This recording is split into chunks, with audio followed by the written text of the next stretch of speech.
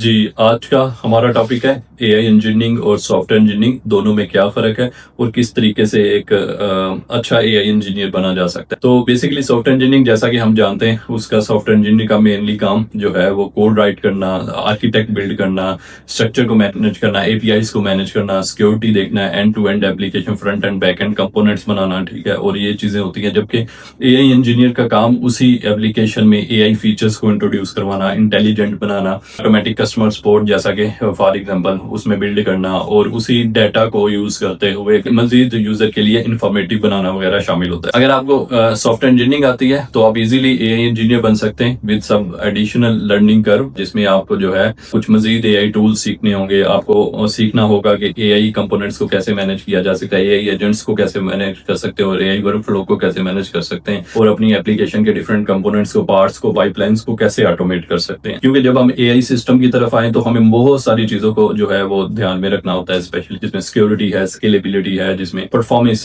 Is also a concern, और उसके अलावा pricing is also a biggest concern, ठीक है? तो एक सॉफ्टवेयर इंजीनियर जो होता है वो मेनली इन चीजों के गिर्द बाउंड्रीज लगाता है। फॉर एग्जांपल सिक्योरिटी को बेहतर तरीके से मैनेज कर सकता है, एक अच्छा एफिशिएंट डाटा स्ट्रक्चर लिख सकता है ताकि उससे एआई जो है वो एफिशिएंटली लर्न करके परफॉर्मेंस में भी इंक्रीज हो और प्राइसिंग भी उसकी नॉर्मल रहे, ओवरऑल वर्क फ्लो जो है वो भी फास्ट रहे और ऑटोमेट रहे एज वेल, और कहीं पे ब्रेक ना हो। तो अगर आप सॉफ्टवेयर इंजीनियर हैं तो आप इजीली एआई इंजीनियर की तरफ ना सिर्फ मूव हो सकते हैं बल्कि एक बेहतरीन एआई इंजीनियर बन सकते हैं।